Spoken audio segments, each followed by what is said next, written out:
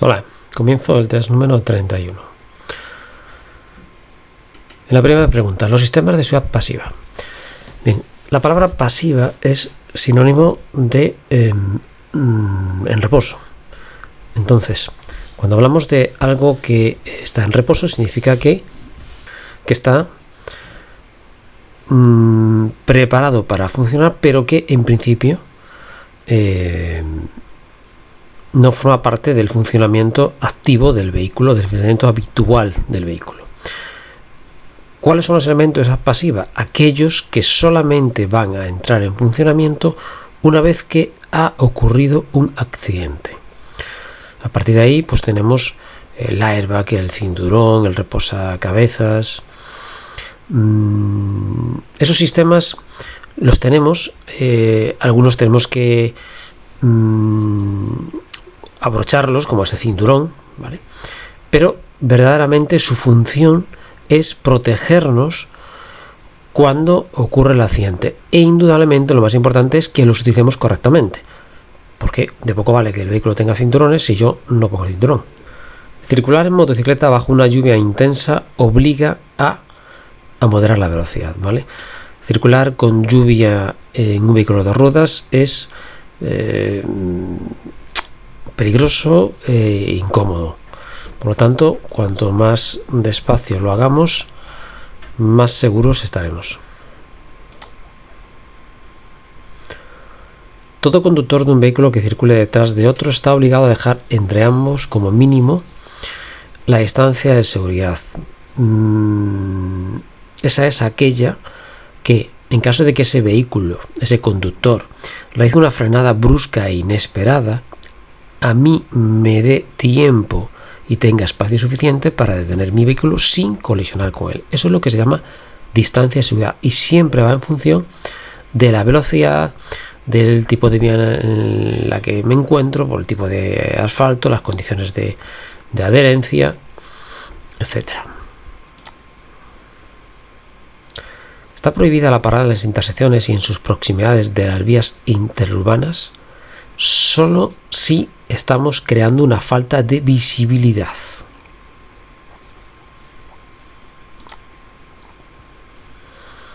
Respecto al uso del teléfono móvil, si recibe una llamada mientras conduce, ¿qué debe hacer? Vale.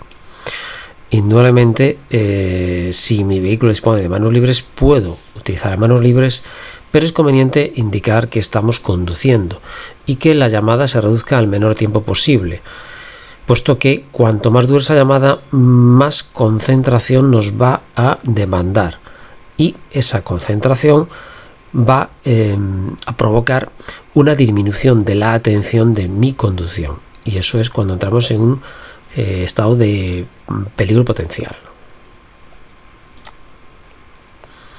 ¿Qué es el tiempo de reacción? Es el tiempo que yo tardo en tomar una decisión desde que he visto un peligro y tengo que hacer algo, bien sea frenar, esquivar, cambiar de marcha, ¿vale?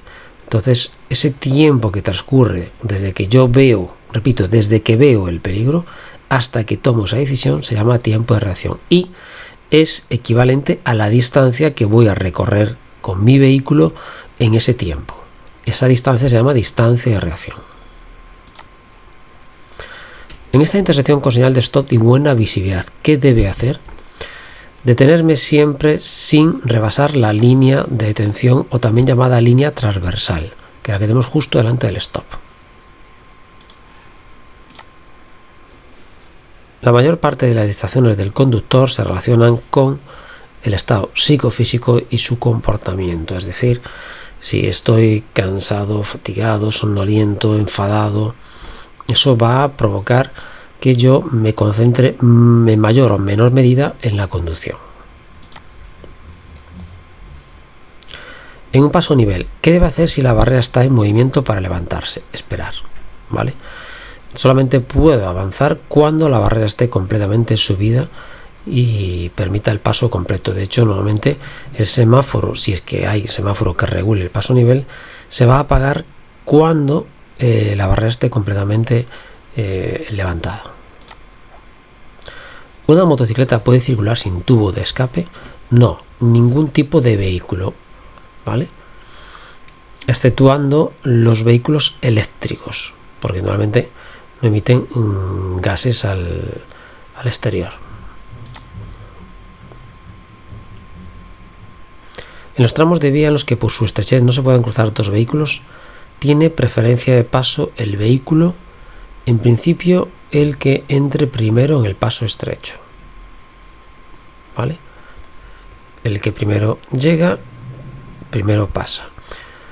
En caso de ser una vía con pendiente, tendría prioridad el vehículo que va en sentido ascendente. ¿El conductor de un turismo debe llevar abrochado el cinturón de seguridad cuando realiza un recorrido corto? Sí. Siempre. Vale. Solamente podemos desabrochar el cinturón si vamos a realizar la maniobra de marcha hacia atrás. Si es necesario avisar a un ciclista con señales acústicas, ¿cómo debe hacerse?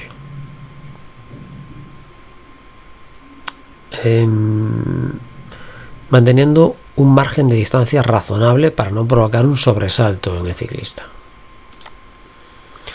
En el paso de peatones, ¿puede hacer una parada? No, nunca.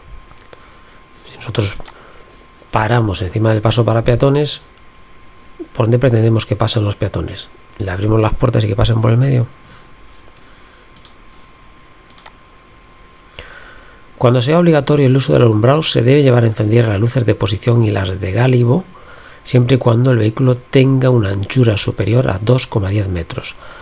Estos vehículos de esta anchura, que superen esta anchura, van a tener las luces de gálibo, que son esas dos luces del mismo color que las de posición, es decir, blancas por delante y rojas por detrás, que van colocados en los extremos, en los puntos más elevados de ese vehículo.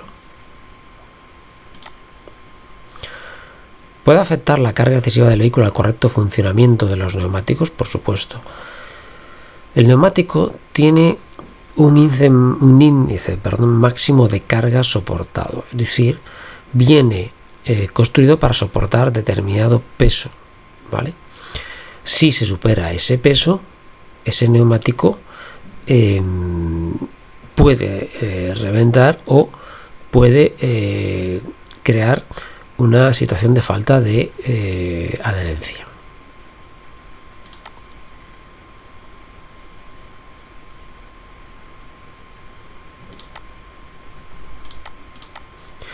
Hay nieve y solo tiene cadenas para 2 ruedas. ¿Dónde debe ponerlas?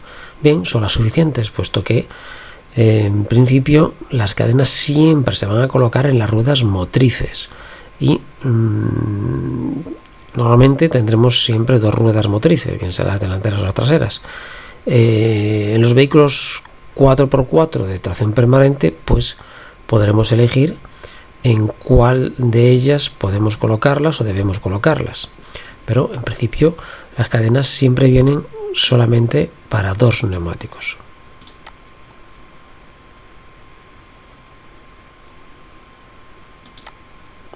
¿En qué momento del día se producen los accidentes en los que el sueño o la somnolencia aparece como factor de riesgo?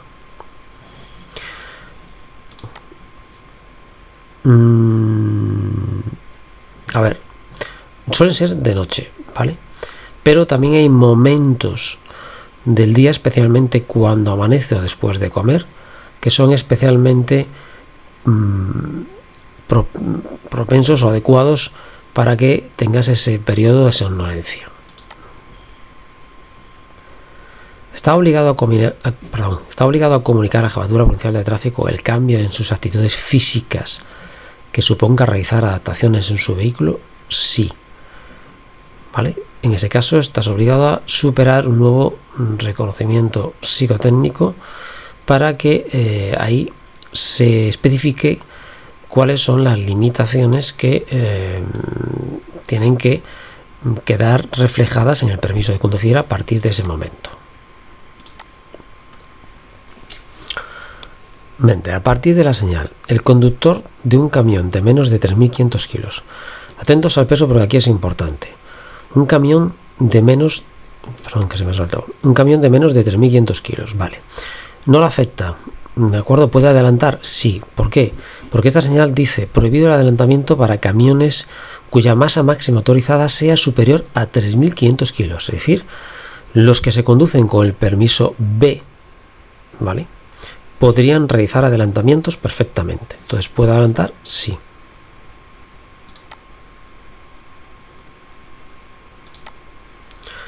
Como norma general, en esta vía para automóviles, ¿qué velocidad se considera anormalmente reducida sin causa justificada? Vale. Las vías para automóviles tienen una velocidad máxima de 90 km por hora para los turismos, ¿vale? Entonces, la normalmente reducida será inferior a la mitad, es decir, inferior a 45.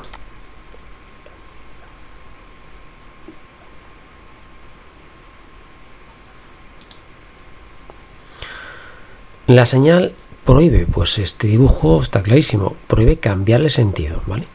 Pero puedes cambiar de dirección a la izquierda sin problema.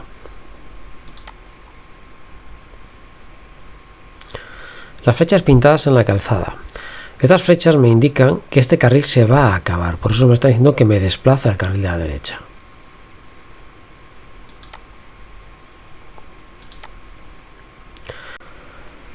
Los conos de la fotografía, hay que tener en cuenta que son elementos de señalización circunstancial, ¿vale? Están separando la creación de un carril adicional de forma temporal. Entonces, estos conos tienen prioridad sobre el resto de las señales, exceptuando la de los agentes que estarían por encima. Esta señal indica peligro por una zona frecuentada por ciclistas. Es recordar que esta es la imagen del ciclista. Esta señal, obligación, 2 flechas, 2 alternativas, 2 únicas direcciones. Pero fijaros que nada de aconsejada, ¿eh? Es obligatorio seguir una de las 2 direcciones. Solo se te permite ir de frente o a la derecha. Esta es parecida a la anterior, solo te permiten girar a la derecha, seguir la trayectoria indicada por la flecha. Esta señal cuadrada con este símbolo es el símbolo del telepeaje, es decir, el sistema que opera a través de un emisor que llevamos en nuestro coche que envía una señal al receptor que hay en el pórtico del peaje. Entonces hay 2 alternativas, una que nos encontremos una calle de un paso por telepeaje exclusivo, que será una señal redonda de obligación, ¿vale? O es decir, obligatorio pagar por telepeaje, o esta señal que es informativa, forma cuadrada, todas las cuadradas son informativas. Entonces te dice, te informo que por esta calle puedes pagar por telepeaje o peaje dinámico, que es lo mismo, o por otros medios de pago.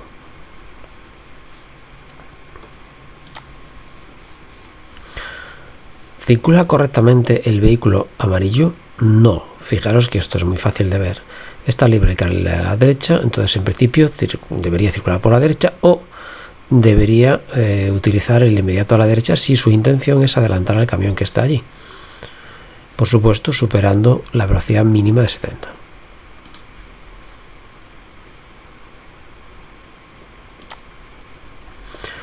Los ciclistas están exentos de llevar casco cuando circulen por rampas ascendentes prolongadas, ¿vale? Por la temperatura elevada que puede coger el cuerpo en ese momento por el sobreesfuerzo. Hasta aquí el test de hoy. Gracias.